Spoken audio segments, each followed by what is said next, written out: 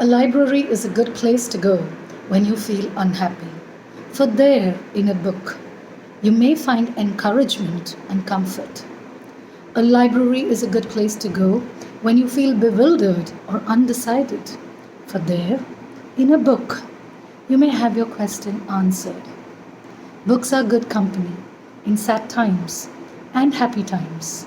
For books are people, people who have managed to stay alive by hiding between the covers of a book. E.B. White. We all turn to books for refuge, for fun, for time pass, for knowledge, and sometimes to escape, and sometimes as a refuge and as a solace. So, based on this idea of refuge and solace, I want to talk about a few books written on how books were a solace, how books were a symbol of empowerment, a symbol of agency during the time of World War II. So, the first book that I want to talk about is based on the quote that I just read out to you, and library and books. So, the first book that I'm going to talk to you about is this one, The Paris Library, written by Janet Scaisling Charles. This is the latest book that I have read, and in this book we hear about the American Public Library in Paris and how the librarians over there strived to provide a space, a safe space for readers. They tried to provide books for prisoners of war, for soldiers who were hurt, and just be there for the people of Paris. And remember, this was at a time when Paris was occupied by Nazis. So that takes me to my next book, which is Rose Under Fire by Elizabeth Wein. This is one of my all-time favorite books. And in this book, we come across Rose Justice, who is a young American ATA pilot delivering planes and taxiing pilots for the RAF in the UK during World War II. She gets caught and she's sent to the Ravensbrück concentration camp, and she's a budding poet, and how she soon starts writing poetry for herself. She finds catharsis in poetry, and also how it's passed around amidst the inmates, her sisters of the Ravensbrück camp, concentration camp, and how it becomes a source of solace for the inmates of the Ravensbrück concentration camp.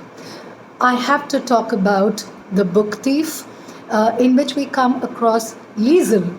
And the first book she steals is The Gravedigger's Handbook.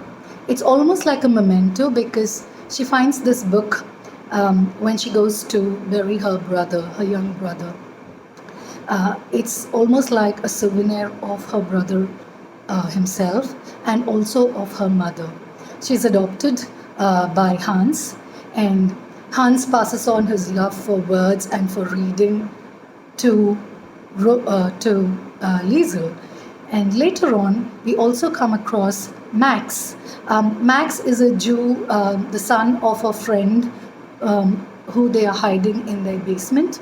And the connection between Liesel and between Liesel and Max is strengthened through their love of books.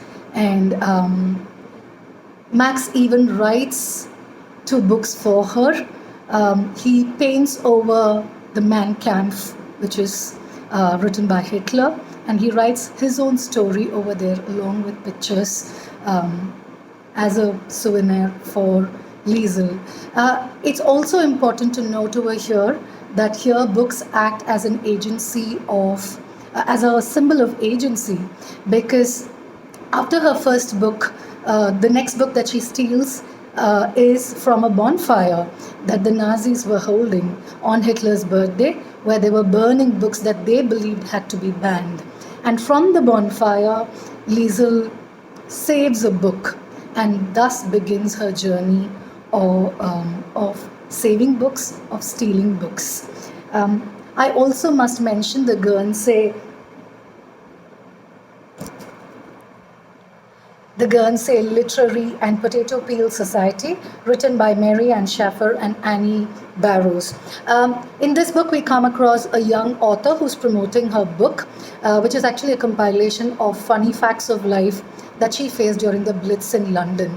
And during this time, she corresponds with a reader from the small island of Guernsey, which was actually occupied by the Germans during World War. And she visits them and she comes across this very, very strangely named book club called the Guernsey Literary and Potato Peel Pie Society. Read the book to understand more about books, the book club, and life in the island of Guernsey during World War. I also have to mention the book that I'm currently reading, which is A Delayed Life. This is an autobiography of Dieter Cross. Dieter Cross was actually the librarian of Auschwitz, and she says that she's probably the librarian of the smallest library in the world, of just about 8 or 12 books. I'm just midway through the book. It's an autobiographical account of occupation, the Nazi occupation in Czechoslovakia, and then the transport to the different concentration camps, the transport of communists, leftists, Jews to the different concentration camps. And Dieter and her mother end up in Auschwitz. Her dad also, but he dies over there. In fact, it's based on her life that the novel, The Librarian of Auschwitz, is written. That's going to be my next read. I just want to make a comparison between her autobiography and how the fictionalized account of her life. The idea that books are solace, that books are powerful, and books can be symbols of agency brings me to this next comic, which is done by Grant Snyder. It's called I'll Judge You by Your Bookshelf. You must get this book. If at all you've come across comics that speak about what type of reader you are, what different genres of books, or the best spots to read, or different types of readers and different types of writers, chances are very high that these comics are by Grant Snyder. In fact, this book is a compilation of various such comic strips. I would just like to share this particular one. This is one of his comic strips, which says books are mirrors, windows, sliding glass doors, stepping stones, overcoats, anchors, springboards, escape hatches, quiet corners, warm blankets, flying carpets, beacons to new readers. Nobody can say this better as to what a book can be to a reader. This brings me to my very last two books, which are I'd Rather Be Reading by Anne Bagale, and there's incidentally a book of the same name written by an author called Guinevere.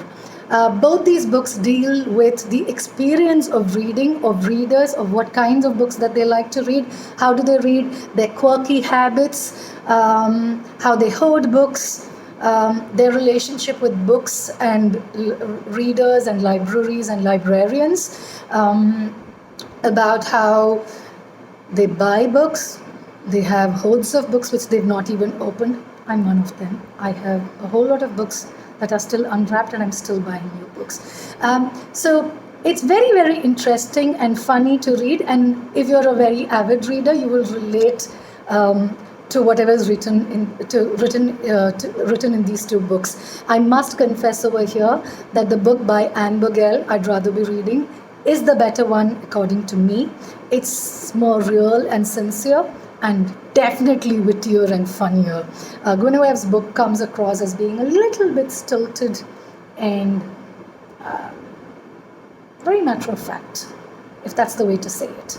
Anyway, so those are my books for today, and be better readers. May more books come your way, and I'm sure the books come to you at the right time. We all know that. Thank you very much. Happy World Book Day again. Thank you.